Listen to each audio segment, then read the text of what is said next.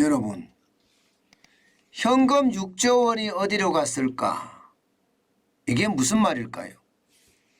바로 이겁니다. 한 달 새에 정기예금 잔액 감소액이 여러분 무려 6조 1866억 원입니다. 엄청나게 빠졌죠. 시장에서 말입니다. 한 달 새에 6조라는 뭉칫돈이 어디론가 빠져나갔습니다. 그러면 그 어디론가 빠져나간 곳은 사실 대박 났겠지요. 예. 실제로도 지표에서도 그렇게 나옵니다. 여러분 이거 한번 보세요. 예. 실제 5대 시중은행입니다. 국민, 신한, 우리, 하나, 농협 이렇게 5대 시중은행의 정기예금 잔액 추이를 보면 말입니다. 예. 2022년 12월에 818조 4,366억 원이었습니다. 그런데 2023년 1월에는요. 812조 2,500억 원입니다. 그러니까 6조가량이 넘는 돈이 지금 정기예금 시장에서 빠져나간 겁니다. 그러니까 시장에서는요. 이건 뭐지? 이러면서 깜짝 놀라는 거예요. 왜 그럴까요? 예금 찾아서 다닌다는 뜻이에요. 사실 여러분 2022년 7월에 정기예금이 712조 4,491억 원이었거든요. 그게 11월에는요 827조 2,986억까지 어마어마하게 늘었습니다. 그리고 올 1월만 하더라도 812조 2,500억도 말입니다. 지금 작년 7월과 비교해 보면 거의 말입니다. 100조가량이 늘은 숫자예요. 100조입니다. 100억도 아니고 1000억도 아닙니다. 100조가량이 늘은 숫자예요. 돈이 정기예금으로 싹 쏠린다는 그런 이야기잖아요. 그죠? 예. 그러다가 2022년 11월부터 이게 조금씩 쪼그라들기 시작합니다.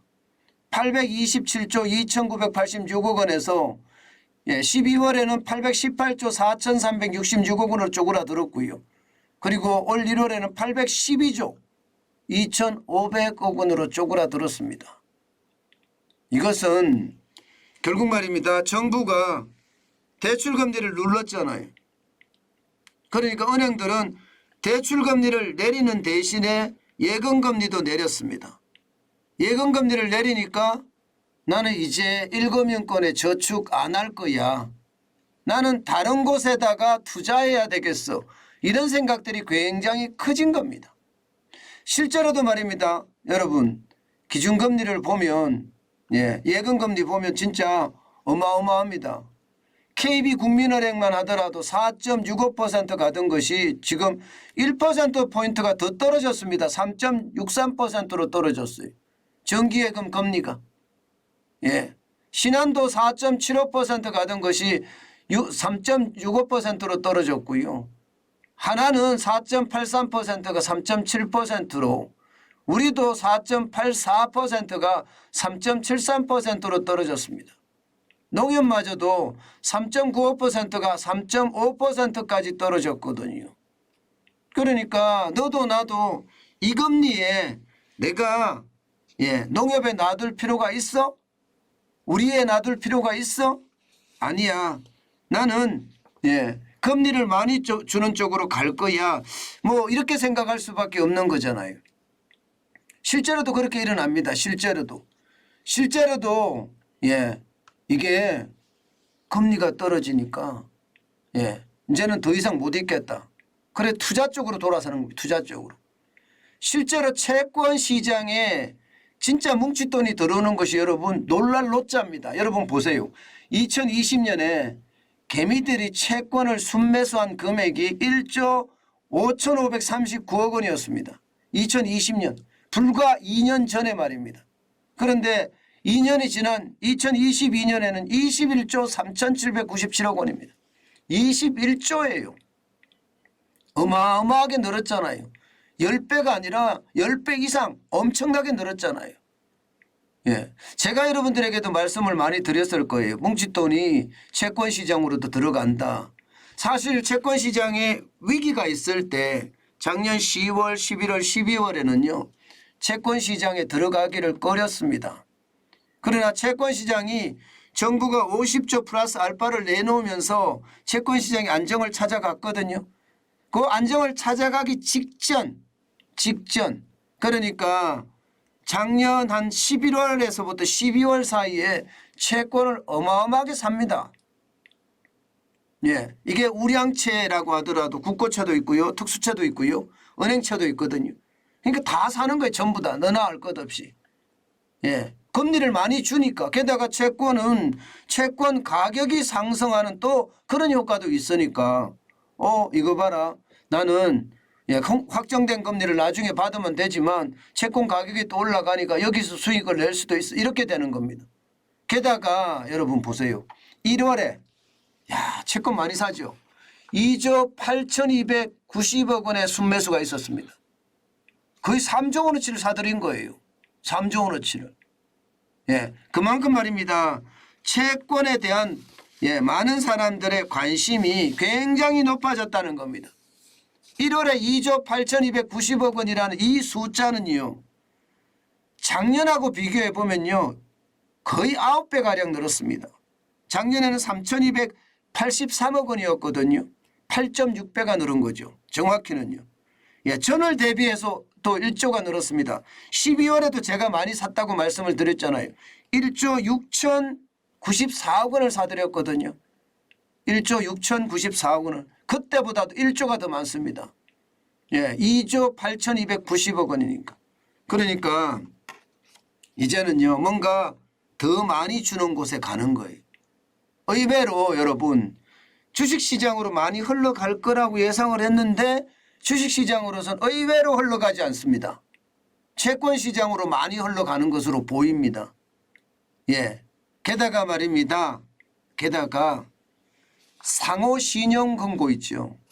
저축은행이라든가 새마을금고라든가 이런 쪽 말입니다. 신용협동조합이라든가 이런 쪽 말입니다. 이런 쪽으로도 굉장히 많은 돈이 몰려가고 있습니다. 여러분 이거 한번 보세요. 갑자기 상호금융권 수신잔고가 확 늘어납니다. 10월에 805조였던 것이 11월에는요 821조입니다. 821조. 뒤에까지 합치면 821조 6,364억 원입니다. 전월 대비해 보면 10월 대비해 보면요 15조 7,729억 원이 증가했습니다. 굉장히 많이 증가했죠. 이자를 많이 주니까 지금도 말입니다. 상호금융권에서는요 연 5%대 후반을 주는 특판이 있습니다. 그러다 보니까 금리 많이 주는 쪽으로 그렇게 많이 옮겨 타고 있다는 것. 아마 그것은 지금까지의 현실일 겁니다. 여러분 뭉칫돈이 어디로 움직이느냐는요. 우리가 투자를 결정할 수 있는 굉장히 중요한 요소가 됩니다. 뭉칫돈이 움직이기 전에 투자를 하면 돈을 많이 벌 수가 있겠죠. 실제로도 말입니다. 그런 현상들이 많이 일어납니다.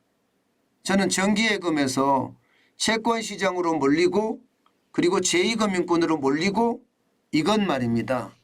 결국은 현금이잖아요. 뭉칫돈이잖아요.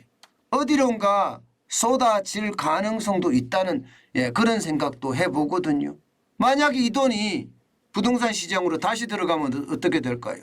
부동산 시장의 어떤 이 폭락을 막아줄 수도 있겠죠. 이 돈이 만약에 지금 외국인들이 지금 엄청 많이 들어오는데 주식시장으로 들어가면 어떻게 될까요? 또 주식시장이 확 올라갈 수도 있습니다. 아직까지는 여러분 그렇게까지 징후는 보이지 않습니다만은 돈이라는 것은 손에 쥘 수가 없잖아요. 언제든지 흘러다니고요. 돈은 그만큼 이게 내 의사하고 상관없이 굴러다니는 경우가 많거든요. 그렇기 때문에 이 돈이 어디로 갈지 우리는 굉장히 많이 고민을 해봐야 되는 요소 중에 하나입니다. 어디로 갈까요? 어디로 갈까요? 지금은요 채권 시장이나 저축은행으로 간다고 하지만 이게 아마 또 한 번 어느 방향으론가 흘러갈 겁니다. 정환진 TV를 보시면 앞으로도 제가 이 돈이 어디로 흘러가서 그 시장을 뜨겁게 만들 것인지 제가 항상 읽어드리도록 하겠습니다. 뭐 주식시장으로 들어가면 주식이 또 뻥 뜰 거고요. 이게 부동산 시장으로 가면 부동산 시장이 또 빵 뜰 겁니다. 그만큼 유동성이 넘친다는 이야기입니다. 뭉칫돈의 향방 앞으로 계속 지켜보면서 여러분하고 함께 소통하도록 하겠습니다.